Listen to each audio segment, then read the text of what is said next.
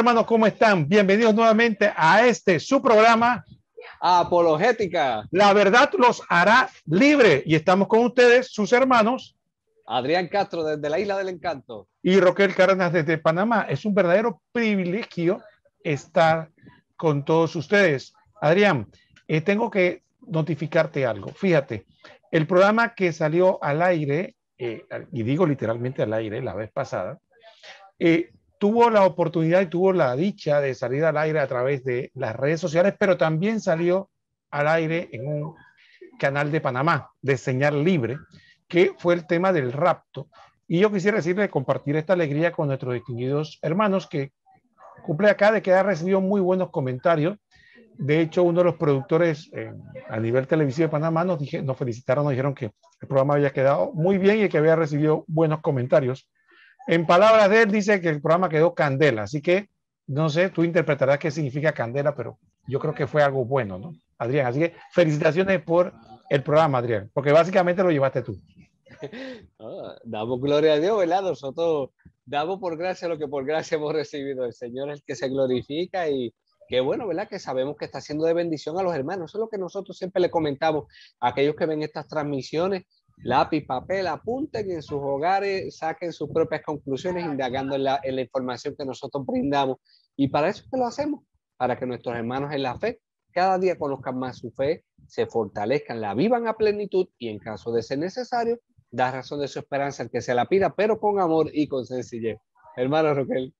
Bueno, muchas gracias, Adrián, y por tu colaboración y la de todos los hermanos de aquí del Rincón de Apologética, de Apologética, Primera de Pedro 3:15 y tantas páginas hermanas que han contribuido a que este programa pueda seguir adelante. Lo más importante para nosotros, hermanos, ustedes se darán cuenta que esto no es una grabación profesional, nosotros no somos productores ni somos especialistas. Lo que nosotros queremos fundamentalmente hacer es lo que nos pide nuestra madre iglesia, ¿no? ¿Qué nos pide la iglesia?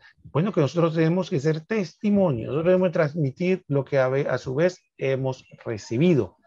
Entonces, hoy día, efectivamente, nosotros, Adrián y yo, somos laicos, casados, con hijos, con compromisos, por lo que no nos conocen, no somos ni diáconos, ni religiosos, ni curas, ni nada de eso. Somos laicos como ustedes que tenemos nuestra responsabilidad de compromiso, pero nos sentimos llamados por el Señor a compartir nuestra fe, sin ningún interés, sin interés de ser famosos, de tener regalías, dinero, de ser reconocidos, nada, ¿no?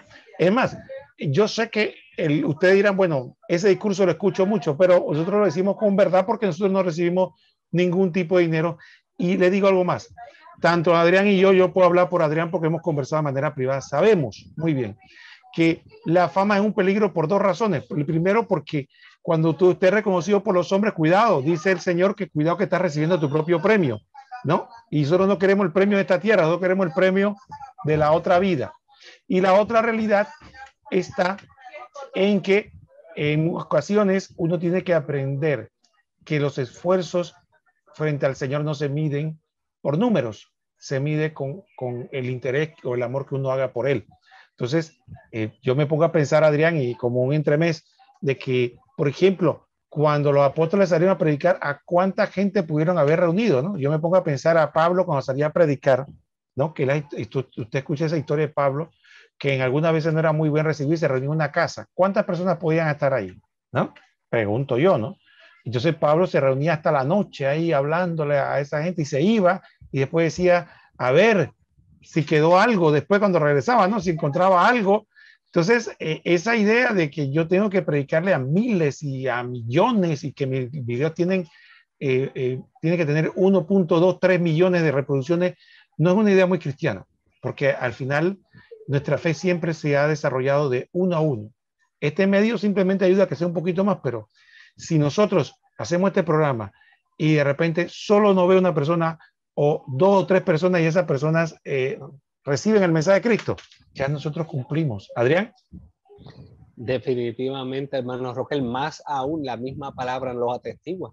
Cuando el mismo Señor dice que más se alegra en el cielo por uno que se convierta que por 99 que ya están convertidos. Imagínense, uno solo que se convierta es suficiente para seguir propagando la buena nueva a la que el Señor nos ha llamado. Ejemplo de eso, este hermano que está aquí, hermano Roquel, este servidor. Solo uno solo allá, uno solo acá, que el Señor se ha encargado de ayudarnos a seguir llevando esa buena nueva por todas partes. El Señor ha sido más que generoso con nosotros. Por eso es que nosotros siempre decimos, perdón. No, yo decía que nosotros mismos somos los primeros convertidos. O sea, este programa dice, un cura una vez me dijo a mí, Roquel, cuando tú haces tu programa, el Señor te está ayudando es a ti, no te creyendo que estás ayudando. Exactamente, por eso que nosotros decimos como el salmista, que el Señor ha estado grande con nosotros y estamos alegres, porque es que esta palabra primero nos tiene que transformar a nosotros. Si esta palabra primero no nos edifica a nosotros, mira, sencillamente estamos perdiendo el tiempo. ¿Por qué? Porque como tú decías ahorita, lo que lo estamos haciendo ya sería o por vanagloria, por buscar fama, o hemos perdido el norte y tenemos que tener siempre la mirada puesta en nuestro Señor Jesucristo, autor y consumador de la fe. Bueno, Adrián, y precisamente tú dirás, ¿por qué Roquel se ha salido con esta introducción? No es que queremos justificar al apostolado, sino que queremos transmitirle una realidad. Queremos hablar de un tema que no es fácil, es un tema serio, pero queremos partir que no lo hacemos bajo la premisa de ningún interés, porque nosotros no recibimos ni diezmo, ni limosna, ni nada de las feligreses que van a la iglesia. Nosotros no recibimos ningún bienestar económico si las iglesias se llenan o se vacían. Nosotros lo que vamos a hablar el día de hoy es con plena convicción que el Señor nos ha dado en el Espíritu Santo. No es porque nosotros tengamos algún interés o como dice, Adrián tiene su medio de vida, yo también, que no tiene que ver necesariamente con la recolección o con lo que tiene, digamos, el ingreso que tiene la iglesia. Entonces nosotros hacemos esto con convicción. ¿Y por qué digo esto? Porque vamos a hablar de un tema muy delicado. Vamos a hablar de los escándalos en la iglesia, que sabemos que como a usted, como a mí, como a Adrián, nos afectan. Decir, a mí no me importa, es mentira, pero, y es doloroso, y es triste, pero es un tema que hay que abordar, porque todos nos preguntamos, ¿qué está pasando en la iglesia? ¿Por qué se está dando esto? Y esto tiene que ver o denigra el hecho de que nosotros digamos que esta es la iglesia fundada por Cristo. Entonces, de ese tema precisamente es el que vamos a hablar el día de hoy, Adrián. Claramente, como acaba de hacer el hermano Roquel esta introducción, es importante que los hermanos tengan claro que nosotros en ningún momento vamos a pretender durante este tema estar tratando de justificar a nadie y mucho menos justificar nada. Simplemente, cuando usted termine de ver esta transmisión, se va a dar cuenta que lo que nosotros queremos llevarlo a entender es, como le dije ahorita al hermano Roquel, que nuestra mirada ha de estar puesta en Cristo, autor y consumador de la fe. Y vamos a ver y comprender el por qué es que nosotros, en lugar de estar mirando, como decía el Evangelio, la paja de los ajenos, debemos sacar primero la viga del nuestro, para que así entonces podamos ayudar a nuestros hermanos. Okay. Sí, Adrián, y fíjate que para mí es importante porque yo quisiera hacer un resumen que no es obviamente completo, pero es para entrar en materia.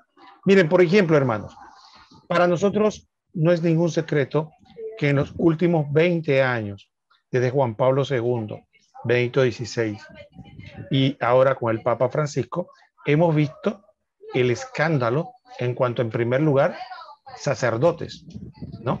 Que fueron unos descubiertos realizando cosas espantosas.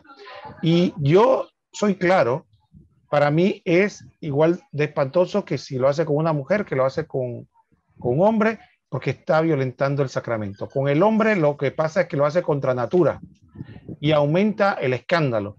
Pero también yo diría que lo que más vergonzoso es cuando abusan de menores de edad. Por lo menos en adultos, son dos personas adultas conscientes que dan consentimiento para lo que van a hacer. Pero cuando abusan de menores de edad es espantoso. El Papa Benito XVI decía que un sacerdote que hace eso denigra de toda forma el sacramento y la misión. Pero entonces ya eso es la boca del infierno, llegando al mundo, cuando ya los pastores que debían dar confianza caen en eso. También se dieron escándalos de encubrimiento. También se dieron escándalos en cuanto al manejo del dinero. Se han dado escándalos en cuanto a la doctrina, cuando no han querido defenderla, sino al contrario, se han ido en contra de la doctrina y defienden comportamientos que no son propios. Tenemos el ejemplo del diferendo que hay ahora con Alemania, pues que andan bendiciendo parejas del mismo sexo cuando hay una normativa específica que dice que no se puede hacer, ¿no? Y que dicen que bueno, que ellos no van a hacerle caso a Roma. Tenemos un sacerdote que abiertamente defiende y dice que la iglesia debe cambiar la doctrina para aceptar los homosexuales, y podríamos mencionar una larga lista de situaciones que son escandalosas, sin contar las de los laicos, que por qué no decirlo. Hace poco, por ejemplo, teníamos el doloroso escenario de ver a una persona que era pastor, se hizo católico, defendió la fe y ahora volvió a ser protestante, por ejemplo. Entonces, todo eso son escándalos. Todos esos son escándalos cuando una persona que es conocida por predicar y de repente cae en un escándalo, en una situación vergonzosa, una situación pecaminosa de índole público. Todo eso efectivamente afecta a la persona, afecta a la fe de la gente, porque empieza a preguntarse cómo es posible que en la iglesia de Cristo se den situaciones como esa, ¿no? ¿Cómo es posible que ya no solo se trata del típico bochinche o las fricciones que se dan dentro de la iglesia misma, sino que ya hay cosas que son más, que golpean? Mira, tanto es así, Adrián, y con esto te paso la palabra, que yo he escuchado a sacerdotes que me han dicho que se sienten golpeados, personas que uno dice, bueno, están formadas, tienen un ministerio, tienen un sacramento y tienen todo lo demás, y uno los ve como más fuertes que nosotros los laicos. Sin embargo, me han dicho, Roquel, estoy golpeado por todo esto que está pasando. Adrián. Ahora que tú comentas, ¿verdad? Prácticamente voy a ir de atrás para adelante.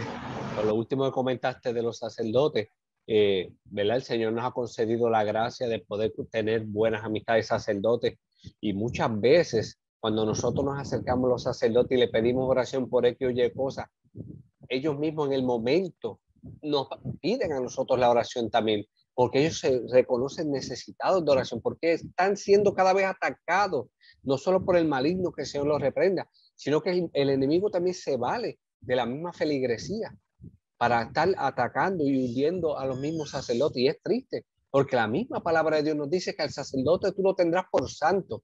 Y es una vergüenza que muchas veces los mismos seglares quieran estar haciéndole la vida de cuadrito a los sacerdotes.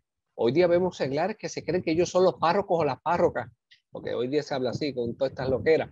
Así que a mí me da vergüenza cuando yo veo un seglar que se quiere ir por encima de la autoridad de un sacerdote, de un obispo, hasta del mismo papa. Y es triste más aún hoy con esto de la revolución de las redes sociales, cuando vemos a todos estos teólogos de Facebook y expertos en Google que se creen los más sabios porque consiguen una información aquí o acá, o porque vieron 2 o 3 videos y ya tienen toda la autoridad para venir a hablar peste de los sacerdotes, de los obispos y hasta el mismo papa. Sabemos, como tú comentas, Roquel, que no podemos pretender justificar lo que está mal. Es una realidad. Pero una cosa es reconocer lo que está mal y otra cosa es irnos a la yugular a las mismas personas. Tenemos que tener mucho cuidado, porque una cosa es querer hacer una obra de caridad y otra cosa es caer en el extremo peor, que es llenarnos de maldad. Y entonces ahí hay un problema bien, pero que bien grande, porque una obra de caridad es corregir al que está mal, enseñar al que no sabe, pero otra cosa es yo venir a vanagloriarme, creerme que me la sé toda y bajar el piso con todo el mundo, como tristemente estamos viendo últimamente en las redes sociales con ciertos hermanos que, como tú dices, por cuestión de tener más vistas y generar más dinero por la monetización, ahí no les importa irse a la yugular a quien se le tenga que ir. Personas exponiendo a otros hermanos con capturas de pantalla, dañando su credibilidad, hablando porquerías de su vida privada. Eso es una vergüenza. Si nosotros verdaderamente decimos ser servidores del Señor, amar a Dios sobre todas las cosas y al prójimo como nosotros mismos, deberíamos empezar a mirar dentro de nosotros mismos, porque la misma palabra nos dice que cómo yo voy a decir que amo a Dios al que no veo si aborrezco a mi hermano al que veo. Roquel.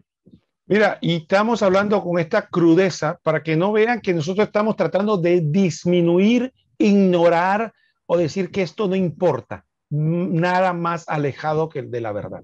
Nosotros sabemos y vemos con toda la crudeza la situación que estamos viviendo hoy en día. Sin embargo, hay dos cosas que tenemos que dejar en claro. Primero, en mi opinión, dejar el canibalismo. Ese creer que comernos unos a otros va a ser la solución, como si fuera una forma de yo te voy a destruir a todos los malos para que solo queden los buenos en la iglesia.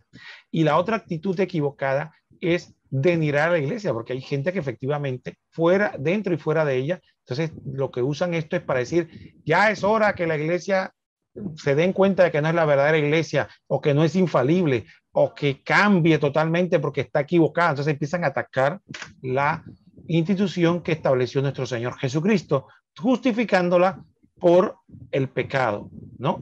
Como él tiene personas que cometen pecado, entonces eso se justifica. Yo quisiera empezar diciendo, hablando Adrián sobre el tema del canibalismo. Miren, yo le hago la siguiente comparación. Miren, y que todos vemos esta tentación. Papá y mamá se divorcian. Cosa horrorosa que no queremos ver, pero se da. Quedan 2, 3 hijos en por medio. Uno de los dos queda con la custodia, ¿no? ¿Qué tiene que hacer papá y mamá? Bueno, sabemos que papá tiene errores, cometió fallas, hizo cosas malas, mamá probablemente también. Pero ¿qué tiene que hacer papá y mamá? Conversar entre ellos, inclusive tratar cosas en privado, sus heridas, sus situaciones, pero no destruir la vida de sus hijos. Porque entonces viene papá y dice, mira, tu mamá es una perra, así mismo descarnadamente. Y viene la mamá y dice, tu papá es y está loco. Entonces, ¿qué hacen? Destruyen a los hijos. No hacen más nada, ¿no? Porque ellos creen que van a hacerle daño a la otra pareja destruyendo la reputación de sus hijos y lo que están destruyendo a sus propios hijos. Y eso lamentablemente se da mucho. Y yo hago esta comparación porque eso es lo que pasa en la iglesia. La gente cree que porque va a destruir la reputación del papa, del obispo, del sacerdote, gran servicio le está haciendo a la iglesia, gran servicio le está haciendo al pueblo de Dios. No, señor, usted no le está haciendo ningún gran servicio, usted está agarrando la fe de los sencillos, de la gente que quiere vivir su fe, se la está minando, se la está destruyendo. Ah, no, que yo tengo que denunciar el error. Le aseguro que usted no se ha ido, no ha tenido la valentía de ir allá y encarar a la persona en privado y decirle esto y esto. O no se ha atrevido a ir a otra instancia a presentar lo que está haciendo. Pero en todo caso, si usted tuviera caridad, usted ve el error, usted censura el error y explica por qué el error está mal. Pero no ataca a la persona, porque atacar muchas veces a personas, a líderes, a gente que tiene jerarquía en la iglesia, es lo mismo que atacar a papá y a mamá en un matrimonio. Destruimos la vida de los hijos. Adrián. Ahora mismo cuando tú estabas comentando eso, Roquel, me pasó por la mente como cuando el Señor decía, ay de aquellos que hayan caer a uno de estos pequeños, más le valdría amarrarse una piedra y tirarse de un molino y ahogarse, porque es que eso es lo que está pasando. Muchas veces nosotros por querer ayudar a los hermanos, ¿verdad? No, que soy profeta por el bautismo y tengo que anunciar y denunciar. Cierto, hay que denunciar el error, pero es como tú dijiste, Roquel, el amor va por encima de todo. Entonces, no es lo que yo digo, es cómo lo digo. Y ahí es donde radica la gran diferencia y ahí es donde radica el gran problema hoy día con los hermanos en la fe. No quieren hacer las cosas por caridad. Entonces, estamos en dos extremos y esto es un peligro grande de los extremos. Está el extremo de los que se quieren sentar en la gracia de Dios y decidir quién se va para el cielo y quién se va para el infierno. Pero entonces el problema es que con la falsa misericordia, que también hay que señalarla, está el otro extremo, que simplemente se recitan en la Biblia, no juzgue. Y entonces, ¿qué pasa? El que juzga tiene que juzgar con sano juicio, ya lo dice el Señor. Entonces, ahí es donde entra la disyuntiva grande, porque sí, se puede juzgar con sano juicio. Y ahí es donde está el problema, que están los que no juzguen y los que yo juzgo porque Dios me mandó a juzgar, pero ¿estás juzgando con sano juicio? Esa es la pregunta. Tenemos que tener mucho cuidado. ¿Estás teniendo caridad al momento de hacer una corrección al hermano? ¿Estás haciendo la corrección de manera fraterna o corriges al hermano como un dictador? Entonces, hermanos, tenemos que comenzar porque hay un error y yo lo digo por experiencia personal. No sé el hermano Roquel, pero yo creo que en alguna manera todos en nuestras vidas nos hemos creído que podemos cambiar el mundo. Y queremos cambiar a Raimundo y todo el mundo, y lo digo por experiencia propia. Pero ¿saben cuál es el problema? que cuando nosotros cambiemos, entonces que las personas van a cambiar. Si las personas no ven en nosotros reflejo de la luz de Cristo, entonces, ¿qué va a pasar? La clásica de siempre. Y eso que va a la iglesia, y eso que predica, y eso que hace programa. Eso es lo que hace la gente, porque para la gente es más fácil, en vez de ver las cosas buenas que tú haces, ver la única mala que haces. Entonces tú tienes que empezar, cuando digo tú, me refiero a nosotros como hermanos en la fe, tenemos que empezar a mirar hacia adentro, a trabajar con nuestras faltas, con nuestras imperfecciones, que son muchas, y yo hablo por experiencia personal. Tenemos que trabajar con nuestras imperfecciones primero para entonces poder aconsejar al hermano, porque la misma palabra dice que nadie puede dar de lo que no tiene. Hermano Rogelio. Bueno, y Adrián, y volviendo con la segunda parte, es, ok, algunas personas dicen, bueno, ¿sabes qué? Y ustedes saben que nosotros principalmente empezamos a hablar del aspecto humano y después nos vamos a la Sagrada Escritura, porque no podemos prescindir de la razón y el sentido común y no siempre a la Biblia. Primero vamos a razonar, ¿no? Y después vamos a la Biblia. El otro aspecto es que la gente dice, bueno, ¿sabes qué? Mira, todo esto que está pasando en la iglesia no es más que muestra de que no es la iglesia de Cristo. Porque en la iglesia de Cristo no puede haber tanto pecado, ni tanto pecador, ni tanta gente mala. Entonces, la premisa falsa es la siguiente. Dice, bueno, la iglesia de Cristo es la iglesia de puro santo, donde allá nadie peca, nadie se equivoca, todo el mundo se comporta bien. Esa es la iglesia de Cristo, la iglesia de puro santo. Entonces, mi pregunta es la siguiente. Si la iglesia es el lugar donde se acogen no los santos, sino los pecadores, porque Jesucristo lo dijo claramente, yo no vine a llamar a los justos, así que los justos probablemente están fuera de la iglesia. Él vino a llamar es a los pecadores, ¿no? Entonces, si la iglesia está llena de pecadores, ¿no? De gente como usted, como yo, como Adrián, como todos, que cometemos pecados y que no hemos alcanzado la santidad. ¿Qué puede ocurrir, ¿no? Cuando hay un grupo de pecadores? No solo se manifiesta el pecado entre nosotros, sino que se puede hasta un pecado colectivo, porque todos pecamos. Entonces, si la iglesia es esto, y la iglesia son de personas en proceso de conversión, como alguien usa la figura, ¿no? Que es un hospital. Cuando usted va a un hospital, ¿qué usted espera? Encontrar el equipo olímpico. Usted se va al hospital a encontrar el equipo olímpico. Vamos a suponer que nos vamos al hospital de Puerto Rico a encontrar el equipo olímpico de Puerto Rico. No, usted se va a otra parte a buscar gente que está sana, que tiene fuerza, que tiene energía, que puede romper un récord. Usted se va a otra parte. Pero al hospital usted va a ver gente frágil, débil, que no se puede valer muchas veces por sí mismo, que está en una situación que es tan para que los ayude. Eso es lo que es un hospital. Y los que van a trabajar ahí van bajo esa premisa. Hay que ayudar a esta gente cómo se le va. Entonces, la iglesia es eso. Entonces, yo no entiendo cómo usted puede partir de la premisa que usted vaya a la iglesia y no va a encontrar enfermos, pues enfermos espirituales. Pues. ¿Usted va a encontrar iglesia puros sanos? No. Si va a buscar santos, tiene que buscar en otra parte. Porque en la iglesia lo que más probablemente va a encontrar es mucha gente enferma. Ah, no, que puede haber santos, sí. Y probablemente esos santos son los médicos, los que están atendiendo al montón, y me incluyo yo, de enfermos que estamos ahí espirituales. Entonces, partamos de esa premisa equivocada de que la iglesia no es un lugar de sanos, sino de enfermos. Y por lo tanto, vamos a encontrar enfermedad espiritual y sus consecuencias. Adrián. Hay una frase que dice que la iglesia no es un museo de santos, sino que es un hospital de enfermos. Y es así, nosotros estamos acudiendo a la fuente que nos sana, que es Cristo Jesús, quien a través de los sacramentos nos mantiene viviendo la vida de la gracia santificante. Mira, a mí me gusta mucho una reflexión que dice, me voy de la iglesia. Y es de un muchachito que va donde el sacerdote y le dice, padre, ya yo no quiero saber nada de esto, yo me voy de la iglesia. Pero ¿qué es lo que pasa? No, que si mira aquella que viene enseñando todos los cueros, mira aquel que siempre llega a último momento, mira al otro que siempre está chismeando, mira que si aquel que está con la amante, que si mira aquel que es político y pro aborto y le dan la comunión, y sigue por ahí para abajo una retraída de cosas, y el padre le dice, pues vamos a hacer algo. Como ya estoy por empezar la misa, toma este vasito de agua y ponte a darle vueltas al atrio mientras yo celebro la misa. Cuando yo termine, hablamos. Ok. Entonces, le dijo, si tú no arramas una sola gota de ahí, entonces yo dejo que tú te vayas. Pues ok, ahí estaba el reto. El nene se fue con el vasito de agua pendiente y que no se le derramara una sola gotita. El padre termina la misa, sale afuera y el muchacho está con su vasito ahí. Cuando el padre le mira, te pregunto algo, ¿se te derramó alguna gota de agua? Y él le dice, no. ¿Y por qué? Es que estuve bien pendiente de que no se me derramara una sola gota de agua.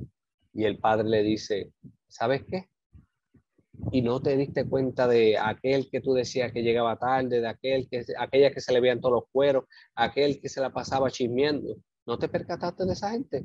Fíjate, ¿no? ¿Por qué? Porque estaba pendiente del vasito. Pues mira, ¿qué tal si así mismo estás pendiente a la bendición que no se te pierda por estar pendiente a la falta de los otros? Yo estoy prácticamente parafraseando lo que es esta reflexión, pero va con un mismo fin. Y es que muchas veces nosotros estamos más pendientes a la falta del otro. No sé si era Madre Teresa o quién era, que decía que mientras estemos pendientes a la falta de los demás, no vamos a tener tiempo para arreglar las nuestras. Y creo que Thomas Kempis también en la imitación de Cristo hablaba de unas frases de esa misma manera. No sé si fue hoy o ayer que en el canal de La Voz de Jesús, Monseñor hablaba al respecto. Pero el detalle es que, vuelvo y digo, nosotros no pretendemos justificar las faltas de nadie, pero el detalle es que todos tenemos faltas. Por eso es que muchas veces vemos, como dije ahorita, los dos extremos. Está el que para justificar su pecado siempre dice, el que esté libre de pecado tire la primera piedra.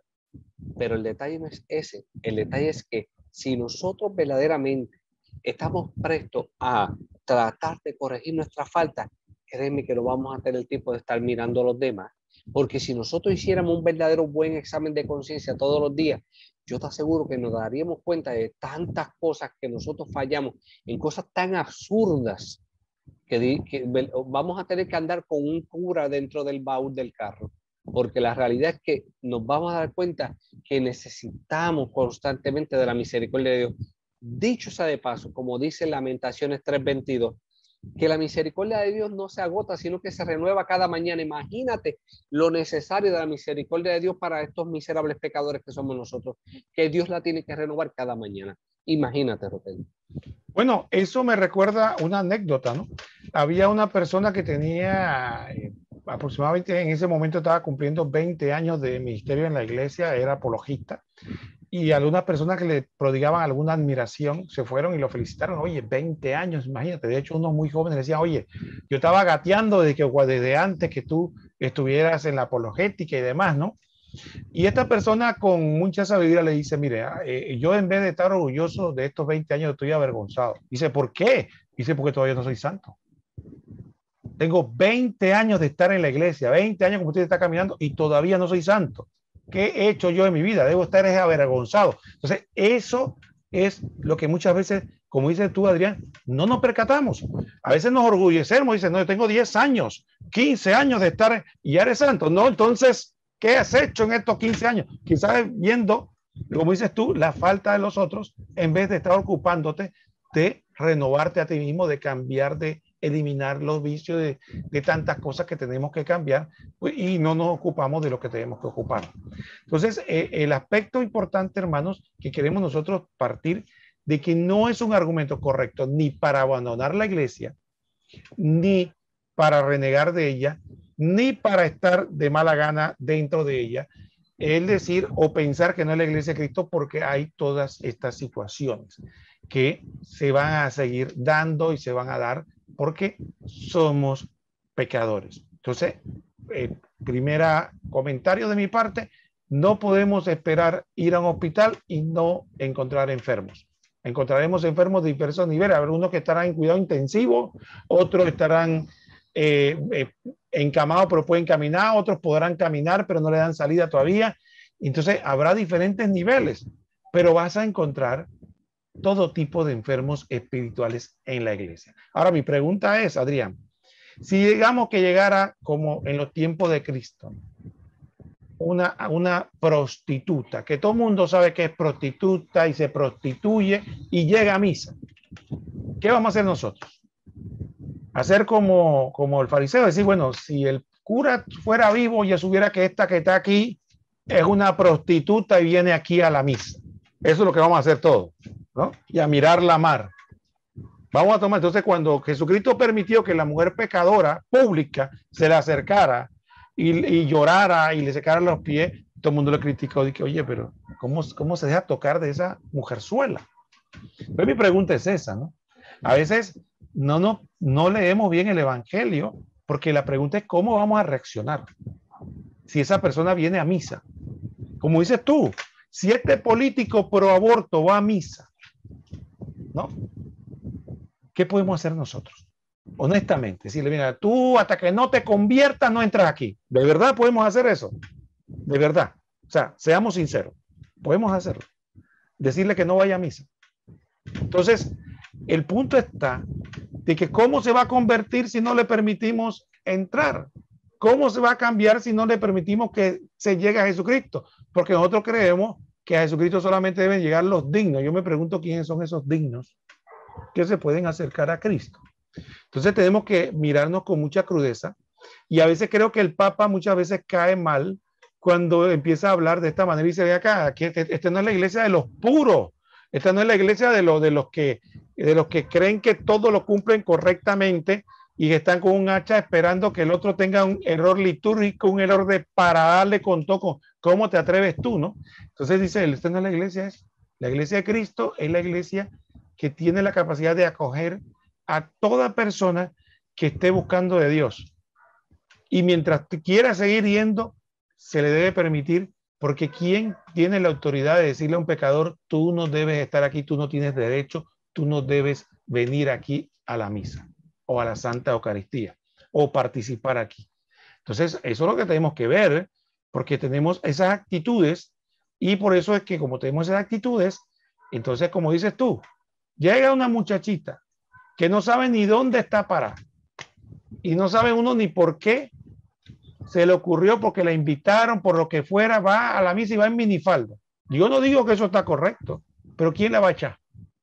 Bueno, yo no la voy a echar. Si alguien se atreve a echarla, que la eche, pero yo no la voy a echar. ¿Por qué? Adrián, cuando tú y yo empezamos a ir en nuestro camino, nos acordamos cómo íbamos a la iglesia, con toda nuestra inmundicia. Así es que íbamos. Nosotros no íbamos a la iglesia puros, inmaculados. Y probablemente muchos de los que nos escuchan hoy en día, si hacen memoria y son honestos, empezaron su camino de conversión, llegando a la iglesia con todas las inmundicias que tenían. No es que cruzaron el umbral y de buenas a primeras se convirtieron en santos, ¿no? Fue un proceso. Entonces, por eso le digo, tenemos que hablar primero desde el punto de vista natural, del sentido común e irracional, de la realidad.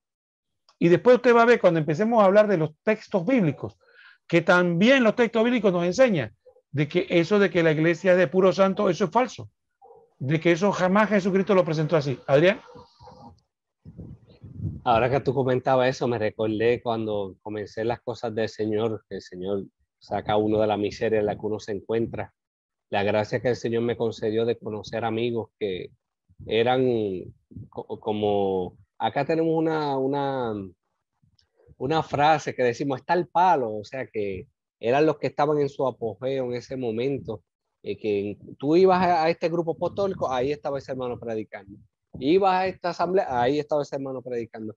Y tuve el privilegio de conocer varios de esos hermanos que me ayudaron enormemente con sus consejos, con su apoyo. Y obviamente escuchándolos en esos temas uno aprendía y se fortalecía. Y varios de esos hermanos tristemente cayeron en el pecado. Y lo más que a mí me duele no es el hecho de que esos hermanos hayan caído. A mí lo que me duele es cómo, como tú dices, a aquellos que los enaltecían, ahora bajen el piso con ellos. Entonces, ¿cómo nosotros verdaderamente nos decimos que profesamos ese amor incondicional cuando hacemos leña del árbol caído? ¿Con qué cara yo, ¿verdad? Poniendo el ejemplo que tuve la oportunidad de ser ayudado por esos hermanos, ¿quién soy yo ahora para venir, ellos que me ayudaron en mis momentos de miseria, yo venir a ellos a señalarles, tú eres un hijo del diablo, te vaya a dar el demonio en carne viva? Pero ¿cómo yo me voy a poner con esas idioteces? Yo sí puedo aconsejar al hermano, yo sí puedo darle una palabra para que el Señor restaure su vida, puedo orar por él, Pero yo venir a señalarlo, cuando yo sé que mientras yo lo señalo, 3 dedos me señalan a mí, para mí eso es una vergüenza, que los hermanos en la fe hagan eso y hagan leña del árbol caído. Peor aún, como tú comentabas ahorita, ay, eso que la iglesia dice ser santa, pero mira eso, chojo de pecadores. Bueno, yo no sé, pero por lo menos cuando Cristo empezó la iglesia, Judas lo traicionó, Pedro lo negó, Tomás dudó, los hermanos Zebedeo querían ellos coger un lado y el otro lo otro. Pablo era asesino de los cristianos.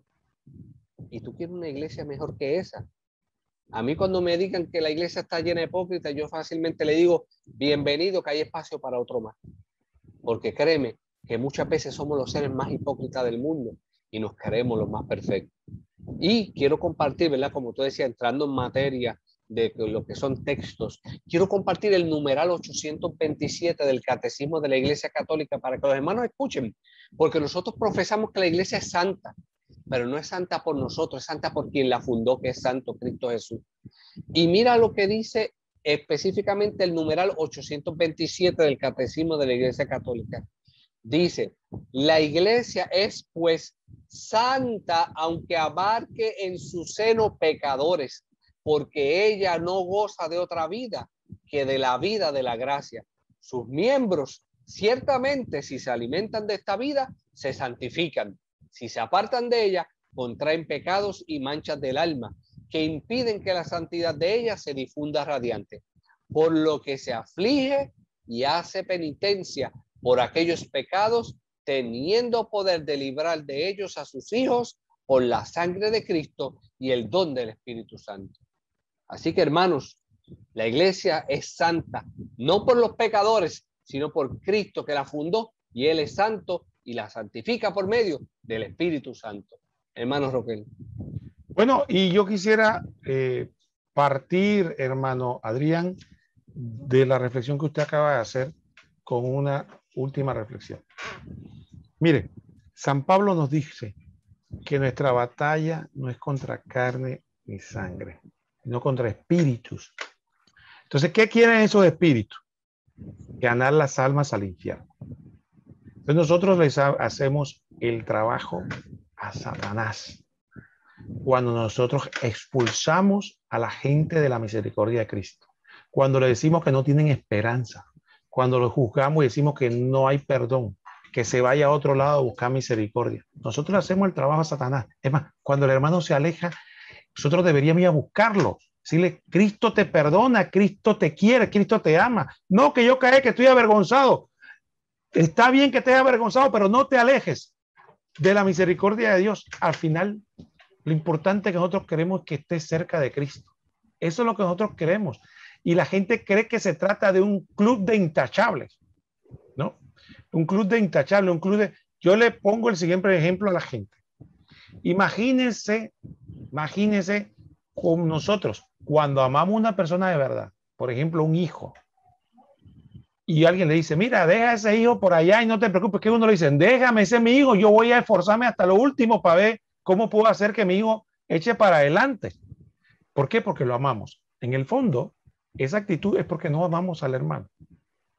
No pensamos en la salvación de su alma. Esa es la realidad. Eso es lo que no pensamos, que nuestra batalla no es con la supuesta pureza de la iglesia o los inmaculados. La batalla es por las almas.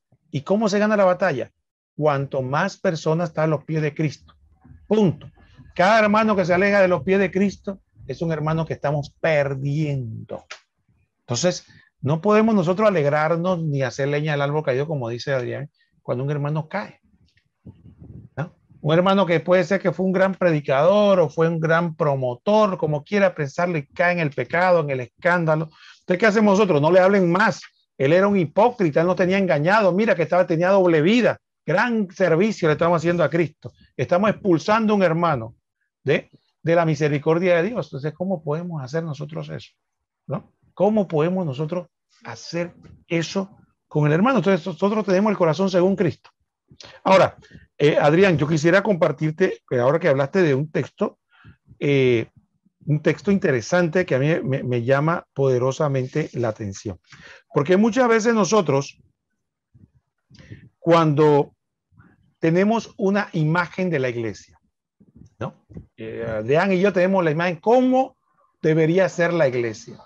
Pero hay una cosa, tenemos que distinguir entre cómo sueño yo, pienso yo, supongo, me imagino que debe ser la iglesia y cómo es en realidad. Y nuestro fundador, nuestro Señor Jesucristo, nos describió cómo era la iglesia. Dice Lucas 17, del 1 al 3. Le digo a sus discípulos, es imposible que no haya escándalo, pero hay de aquel por quien viene.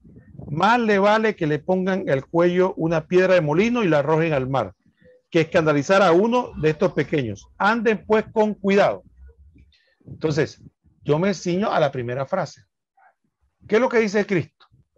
Que es imposible que no haya escándalo. Entonces, ¿de dónde sacamos nosotros que la iglesia iba a estar algún momento de la historia del momento ausente de escándalos? Si el mismo Cristo declara con su autoridad que es imposible que no haya escándalo entre ustedes. Y hace una advertencia de un castigo muy grave para el que cometa escándalo. Ahora, yo, como hermano de aquel que comete el escándalo, ¿qué debo hacer? Alegrarme y decir, bueno, sí, ojalá le amarren la piedra de los molinos, o debo ver si rescato a ese hermano que está en peligro de un castigo muy grave, para ver si se arrepiente y Cristo lo perdona, porque Cristo lo que está presentando aquí es un escandaloso que no se arrepiente. Pero una persona que comete un escándalo y se arrepiente, como hizo Pedro, como dices tú, ¿no? Como hicieron los apóstoles que se alejaron y dejaron a Jesucristo solo y se arrepintieron, recibieron el perdón. Fue un escándalo en su momento, pero recibieron el perdón porque se arrepintieron. Entonces, pero, Adrián, ¿qué te parece esto de que no es imposible que no haya escándalo entre ustedes? Mira, ahora que tú dices eso, estaba viendo aquí un escrito que quiero compartir con los hermanos. Obviamente, lo primero que voy a tocar es el pasaje bíblico de Mateo, capítulo 18, versículo 7, para que los hermanos en su hogar lo apunten. Mateo 18, 7. Ay del mundo por los escándalos. Es forzoso ciertamente que vengan escándalos, pero hay de aquel hombre por quien el escándalo viene. Repito que es Mateo 18, 7. Y en línea con esto, me gustaría compartir algo que dijo Benedicto XVI en su carta a los católicos de Irlanda. Y escribe refiriéndose a clérigos indignos. Escucha lo que dice Benedicto XVI. Habéis traicionado la confianza depositada en vosotros por jóvenes inocentes y por sus padres. Debéis responder de ello ante Dios Todopoderoso y ante los tribunales debidamente constituidos. Habéis perdido la estima de la gente de Irlanda y arrojado vergüenza y deshonor sobre vuestros hermanos sacerdotes o religiosos. Los que sois sacerdotes, habéis violado la santidad del sacramento del orden, en el que Cristo mismo se hace presente en nosotros y en nuestras acciones. Además del inmenso daño causado a las víctimas, se ha hecho un daño enorme a la iglesia y a la percepción pública del sacerdocio y de la vida religiosa. Os exhorto a examinar vuestra conciencia, a asumir la responsabilidad de los pecados que habéis cometido y a expresar con humildad vuestro pesar. El arrepentimiento sincero abre la puerta al perdón de Dios y a la gracia de la verdadera enmienda. Debéis tratar de expiar personalmente vuestras acciones, ofreciendo oraciones y penitencia por aquellas a quienes habéis ofendido. El sacrificio redentor de Cristo tiene el poder de perdonar incluso el más grave de los pecados y de sacar el bien incluso del más terrible de los males. Al mismo tiempo, la justicia de Dios nos pide dar cuenta de nuestras acciones sin ocultar nada. Admitid abiertamente vuestra culpa. Someteos a las exigencias de la justicia, pero no desesperéis de la misericordia de Dios. Hermanos, como dijimos desde un principio, aquí Roquel y yo no venimos a tapar falta de nadie. Y vemos como el mismo Benedicto XVI salió con firmeza, dejando ver lo que estaba mal.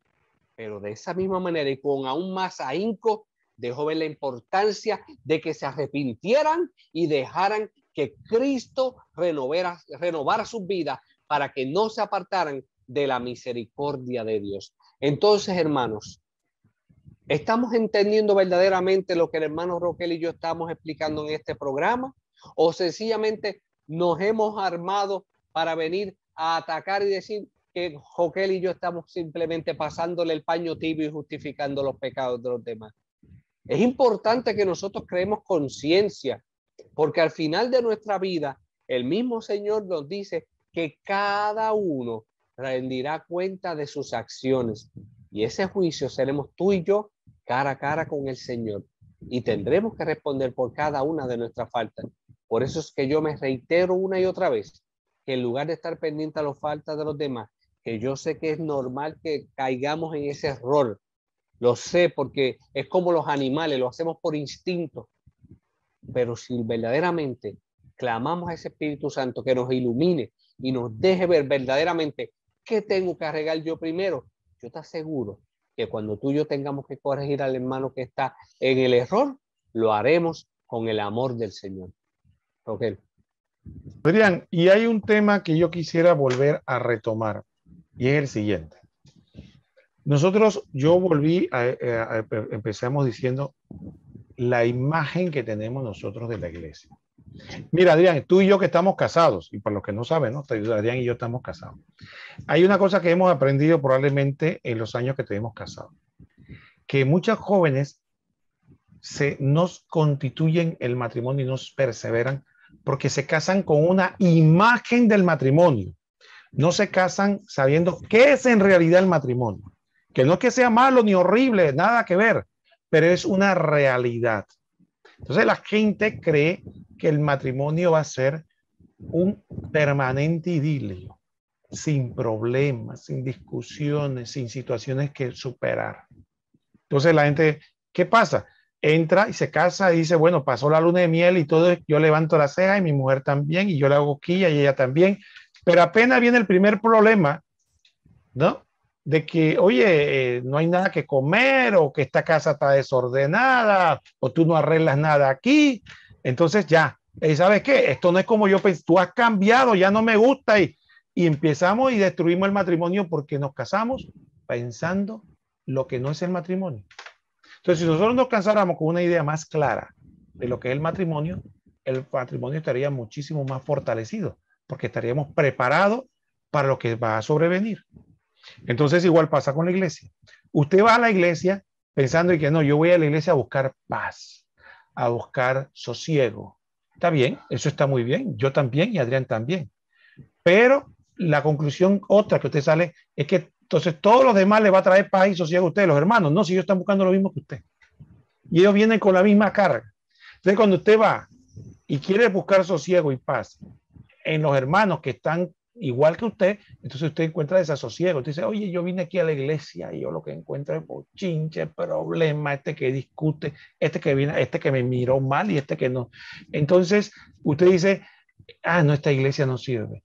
Yo tengo que buscarme la iglesia de puro santo, que cuando yo llegue ahí, nadie ni siquiera está despeinado, todo es perfecto, todo funciona para yo sentirme en paz, tranquilidad. Oye, aquí todo funciona bien.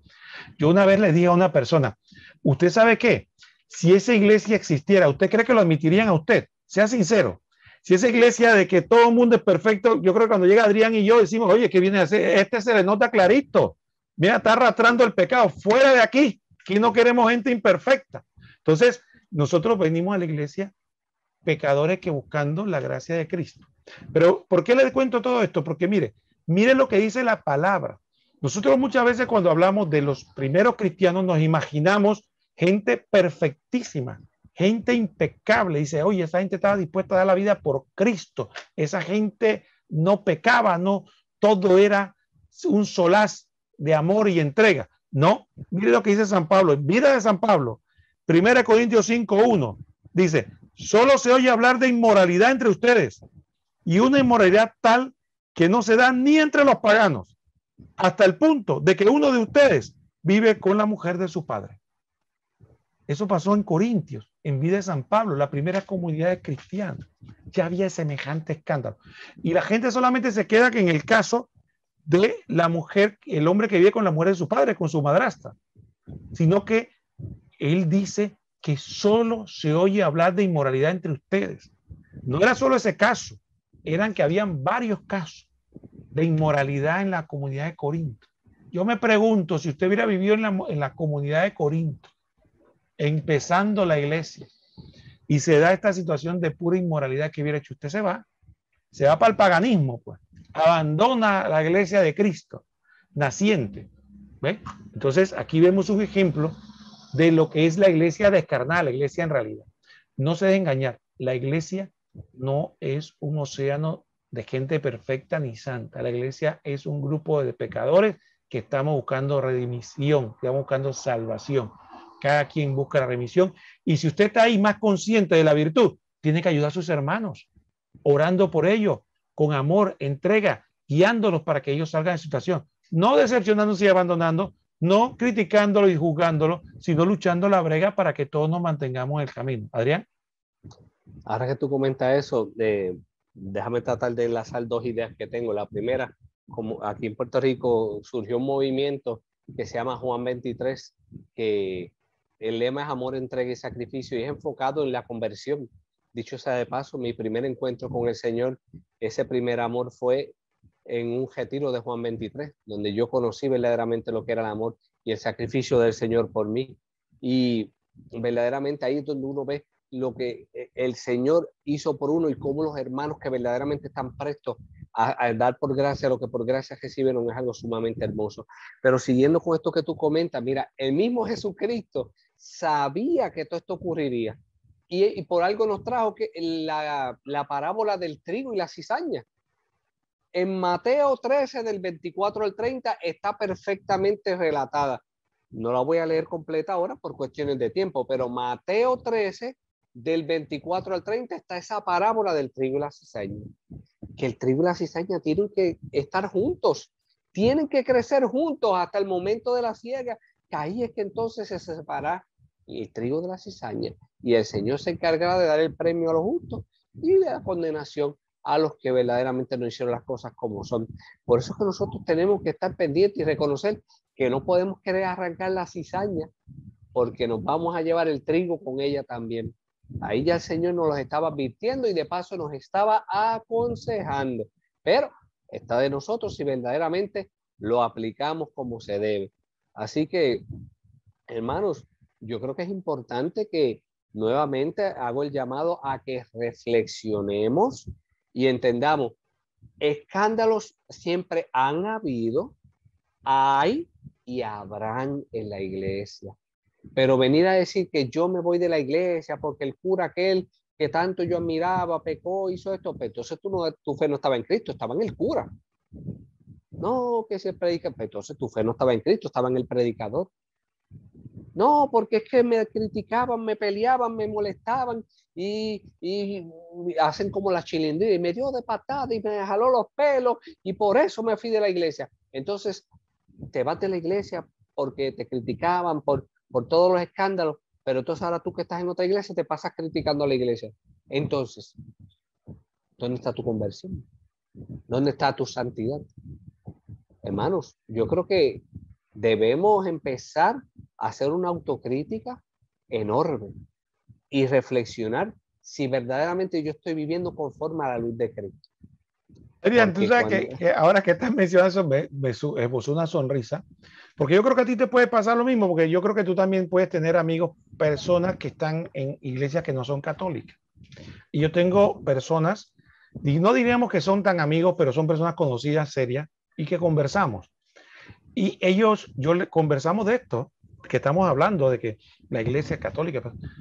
Y yo recuerdo conversar con una persona muy seria y me decía, Roquel, si allá está lloviendo, acá no escampa. O sea, si usted está creyendo que usted se va a ir a una de estas iglesias que no son católicas y allá va a encontrar puro santo, va a encontrar gente que no peca, ¿no? Me decía él, por ejemplo, cuando pues comenzamos a conversar con sinceridad, como estamos haciendo Adrián y yo, con corazón abierto. Y yo le decía, mira, hermano, este hermano es pastor. Decía, mira, hermano, mira, en la iglesia católica me está pasando esto y esto. Me decía, Roquel, en la iglesia nosotros también. El problema ya no es lo que a usted le ocurre. El problema acá es que los pastores los nombramos muy pronto. Y yo he tenido que tratar comunidades destrozadas porque pastor recién nombrado y peca con una de las mismas hermanas y algunas hasta casadas ahí mismo y se forma el cuestión. Así que usted no crea que es que allá en la otro lado, ¿no? En el otro lado, por decirlo así, es que allá están curados de espanto. Es que el pecado pulula en todas partes, pulula, ¿no? No importa que usted diga que usted ya aceptó a Jesucristo como Señor y Salvador personal y cree que está vacunado el pecado pulula en todas partes. El escándalo, lamentablemente, es así. Porque si fuera de otra manera, yo le aseguro que usted vería la pureza inmaculada en las otras iglesias donde no hay ningún escándalo, no hay ningún problema, y en la iglesia católica fuera otra cosa, pero no es cierto. En todas partes pulula el pecado, el escándalo. Lo que pasa es que la iglesia católica es, como es la más grande, es la más pública, es la que los medios de comunicación le tienen enfocado, le tienen llamado los medios, pero escándalos se dan, peleas entre ellos, se sacan los trapos, todo eso se da. Pero miren, al final de cuentas yo quisiera volver a destacar cuál es la batalla. ¿En qué consiste la batalla? Mire, yo le quiero poner un ejemplo. Eso es como que si Adrián y yo dice, oye, yo le digo a Adrián, Adrián, vamos a entrenar. Dice Adrián, sí, vamos a entrenar. Y salimos corriendo a entrenar y después le digo yo a Adrián, oye, Adrián, yo no quiero seguir porque me he cansado. Dice, oye, pero Adrián, Roquel, ¿cómo que te cansas? Pero si para eso entrenamos, para cansarnos, para esforzarnos. Si quién se entrena y no se cansa. Entonces, igual ocurre con nosotros. Nosotros vamos a la iglesia a luchar con el pecado propio del hermano. ¿Ve? Entonces, si a la primera de que no, mira que él pecó, yo mejor me voy. Entonces, usted no sabía a qué iba. No sabe qué pelea iba a pelear, no sabe a qué se iba a enfrentar o qué. Le voy a poner un ejemplo. Dice Mateo 24 del 12 al 13. Y al crecer cada vez más la iniquidad, la caridad de muchos se enfriará. Pero el que persevere hasta el fin, ese se salvará. Entonces, ¿quién es el que se va a salvar, hermano? El que persevere hasta el fin, a pesar de la iniquidad que usted pueda tener en su corazón o la de los otros. A pesar de lo que usted ve que el mundo se cae y nadie quiere seguir a Cristo, que usted dice, oye, aquí esto parece que todo el mundo se olvidó de Dios, pero el que persevera hasta el fin, a pesar de todo ese se salvará. Entonces usted no sabe en qué combate está. Si usted está creyendo que el combate se trata de que todo el mundo se porte bien y vamos juntos, entonces usted no sabe en qué se está enfrentando. Igual que me pasó a mí, que yo voy a entrenar y dejo de entrenar porque me cansé, pues. O al primer entrenamiento, oye, me quedó doliendo la pierna y el músculo, y yo no voy a entrenar mañana porque me dolió. Oye, pero si eso es natural, eso es lo que le va a pasar.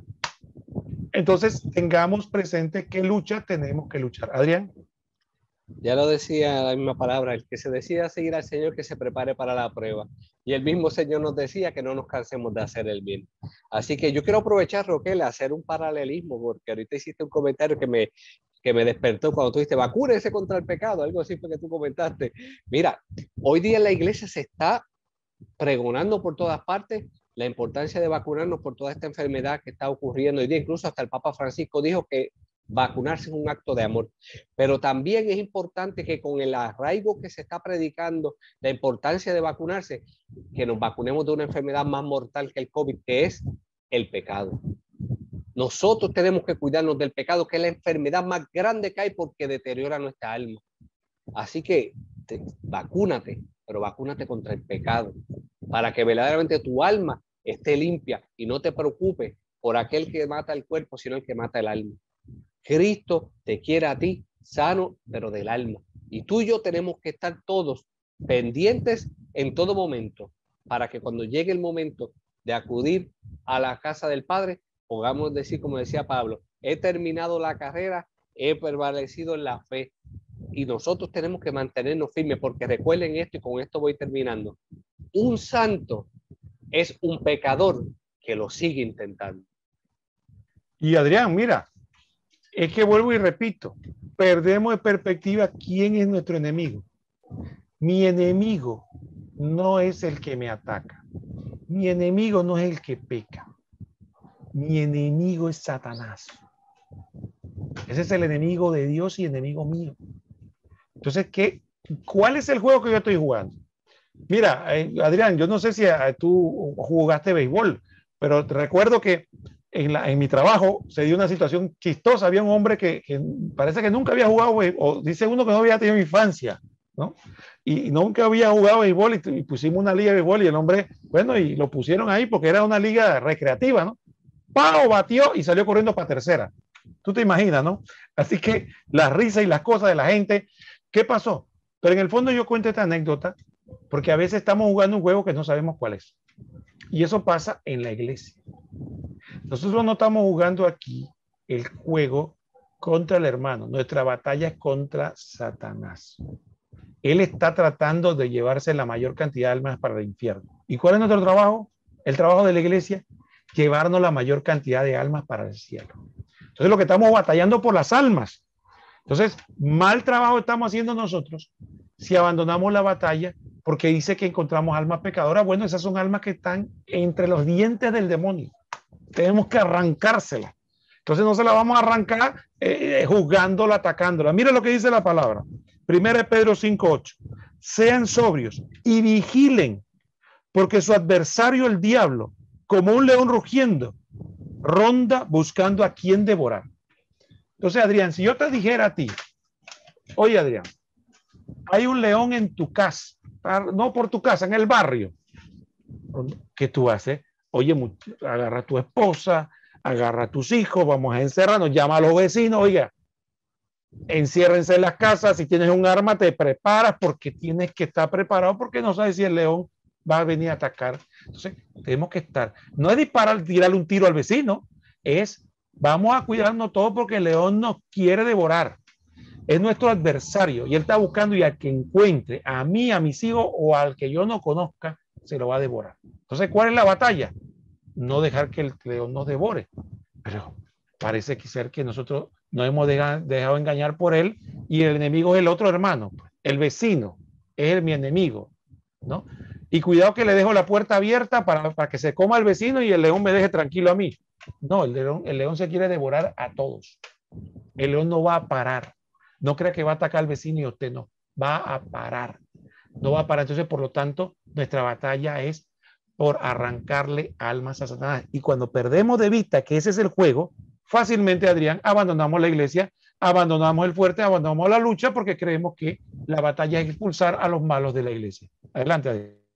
Y aprovechamos el recordatorio que hemos dicho desde el programa número 1.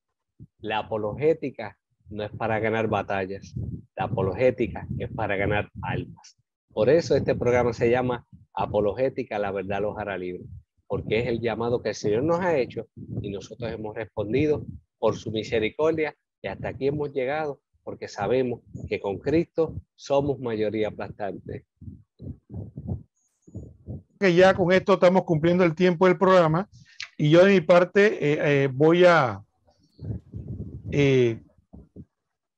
quisiera dar una conclusión sobre lo que hemos estado hablando y quisiera decir lo siguiente. Miren, hermano, nosotros queremos partir de esta, yo por ejemplo quiero partir de estas 3 conclusiones. La primera, la iglesia es la iglesia de Cristo y Cristo anunció que era imposible que no hubiera escándalo entre nosotros.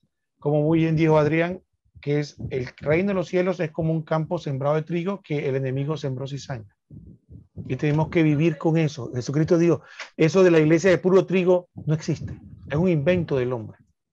Además, vimos por los textos que hemos analizado de que desde la primera comunidad y a lo largo de la historia de la iglesia, los escándalos, el pecado ha seguido.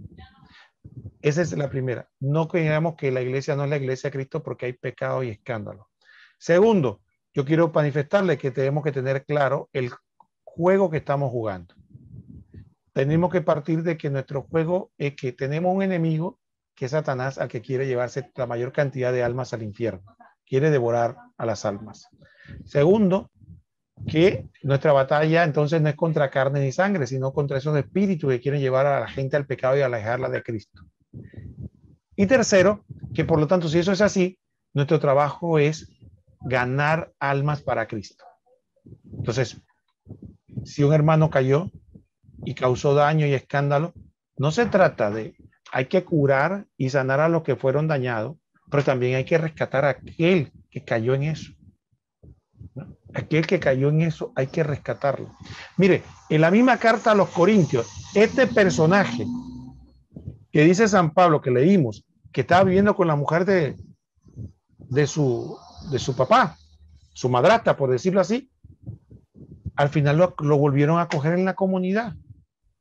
San Pablo dijo, acójalo, no vaya a ser que de tristeza, sumido por la tristeza, abandone. Y eso no es lo que se quiere, ¿no? Eso no es lo que se quiere. Nosotros no estamos aquí para alejar a la persona de Cristo, ¿no? Cada quien recibirá el juicio debido, pero nosotros no somos quien para juzgar ni para alejar a nadie de Cristo, ¿no? Y como dice la palabra, el que cree que está de pie, mire bien, no caiga. Mire bien, no caiga. Así que no se crea que ni usted ni yo, ninguno está curado de espanto. Entonces, ¿cómo venimos nosotros a juzgar? Entonces, por lo tanto, nuestra misión, nuestra iglesia, la iglesia de Cristo a pesar de los pecados, nuestra misión es saber qué juego estamos jugando, quién es nuestro enemigo y por qué tenemos que luchar, ¿no? Y saber que, como quiero cerrar con lo que leí, que me gusta y voy a reiterarlo para pasar la palabra a Diana. Mateo 24, 12 al 13. Y al crecer cada vez más la iniquidad, la caridad de muchos se enfriará, pero el que persevere hasta el fin, ese se salvará. Ese es el reto, hermano. Cuando la iniquidad crezca, no solo dentro de la iglesia, sino fuera. La pregunta es, ¿usted va a perseverar? El que persevere hasta el fin en el amor de Cristo, en la lucha por las almas, ese se salvará. El resto no te recibirá el premio. Entonces es la perseverancia en medio del escándalo. Adelante, Adrián. Recordemos que nosotros en algún momento hemos sido ese hijo pródigo que se apartó de la casa del Padre y que si decidimos regresar a la casa del Padre misericordioso, Él se encargará de restaurar Él se encargará de restaurar nuestra dignidad de hijos de Dios. Así que acudamos a la fuente de la gracia que es Jesucristo y que aquel que comenzó la buena obra sea el que la lleve a su término. Con esto, ¿verdad? Nos vamos despidiendo, no sin antes, número uno, agradecer a Dios por haber permitido que logremos hacer esta transmisión. Oramos para que la misma sea de bendición a todo aquel que la vea, porque esto no ha sido con otra intención que crear conciencia para que juntos podamos perseverar hasta el final. Todo aquel que haya visto esta transmisión, como siempre les exhortamos, dejen sus comentarios, compártanla con todos sus contactos y, sobre todo, oren para que todo aquel que la vea les sea de bendición. Sin nada más que decir, nos despedimos hasta la próxima semana en su programa Apologética. La verdad los hará libres. Dios los bendiga. Hasta pronto.